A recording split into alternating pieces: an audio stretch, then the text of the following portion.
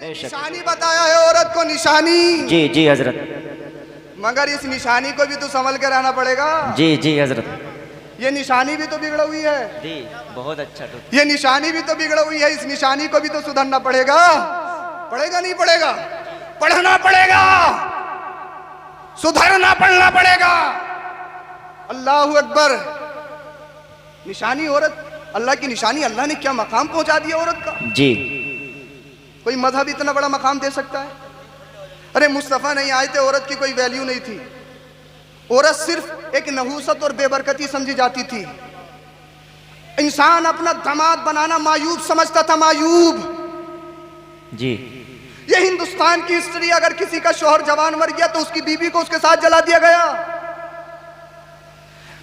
बच्चियां पैदा हो तो उनको जिंदा दरगोर किया जाता। लेकिन आका आए, आका ने इरशाद फरमाया, लोगों तुम बेटियों को नहूसत समझते हो, तुम बेटियों को बेबरकती समझते हो। आका ने इरशाद फरमाया, ये लोगों अगर बेटियां नहूसत बेबरकती होती तो फिर मैं बेटी का बाप नहीं होता।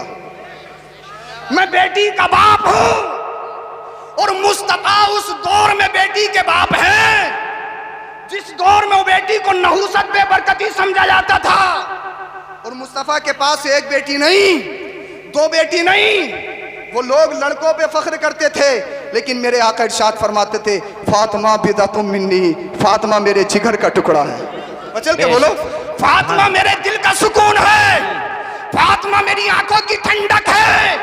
और ये मुस्तफा ने उस दौर में फरमाया था जिस दौर में बच्चियों को जिंदा दरगोर किया जाता था।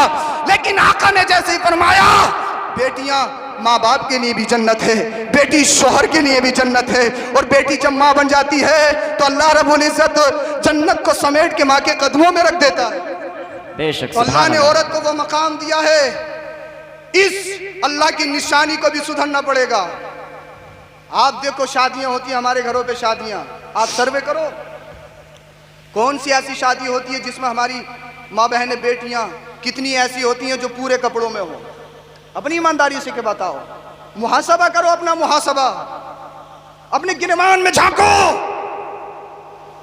ये आधे आधे कपड़ों में, ये बाल खोले नंगे सर, क्या आसमान से बारिश में टपकी है?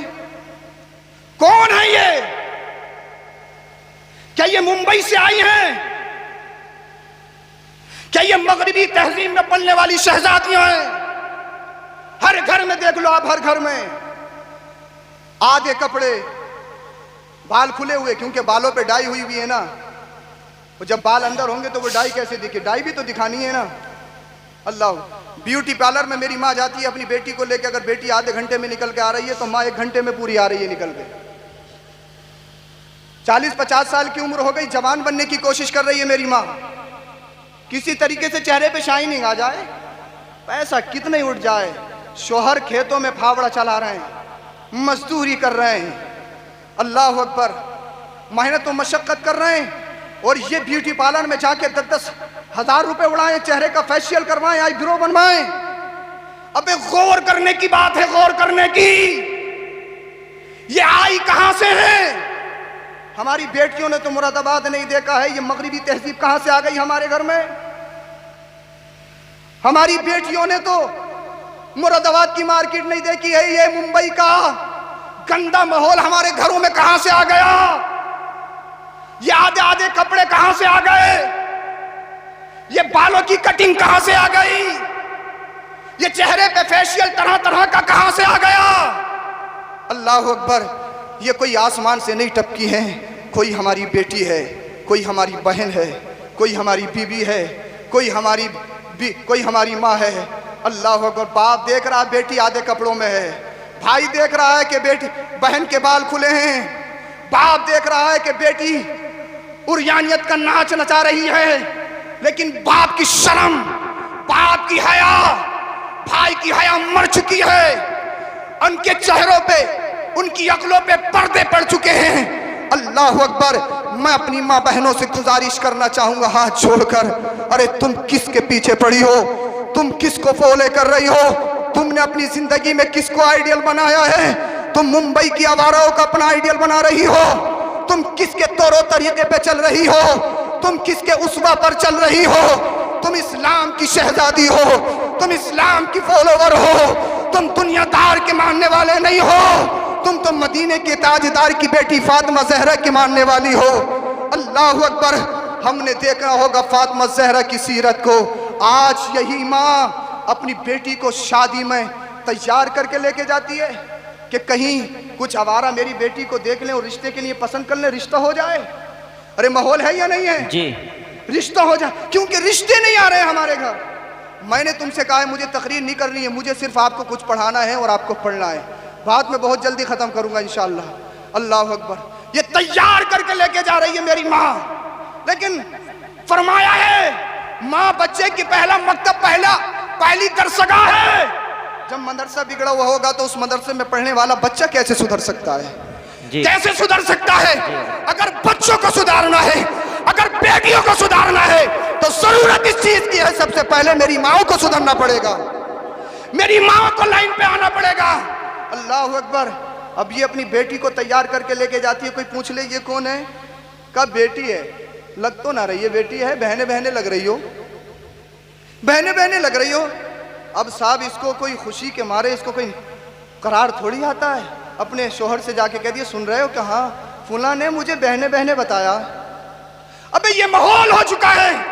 अल्लाह अकबर कबीरा। ये हमने समझना होगा, ये हमने गौर करनी होगी।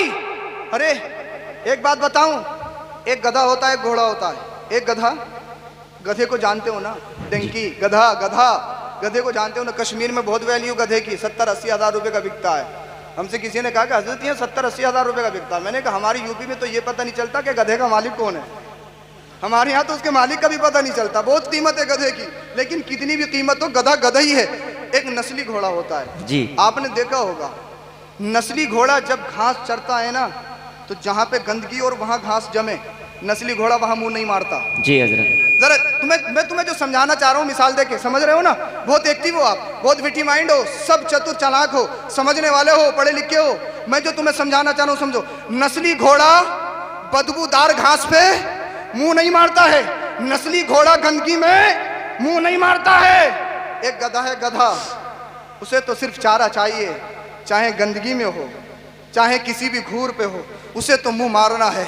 ऐसे ही समझ लो, जो नस्ली होगा ना, जो नस्ली होगा कभी बेपर्दा लड़की को पसंद ही नहीं करेगा।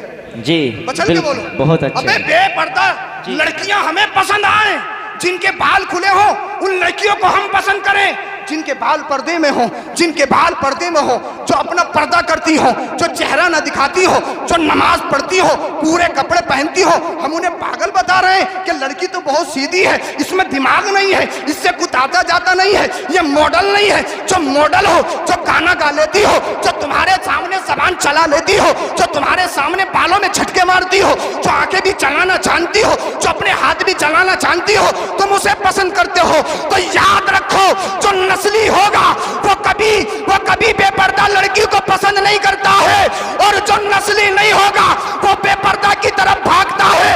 अरे जो नस्ली होगा तो वो वही पसंद करेगा जो मौला अली मुश्किल कुशा ने पसंद किया है।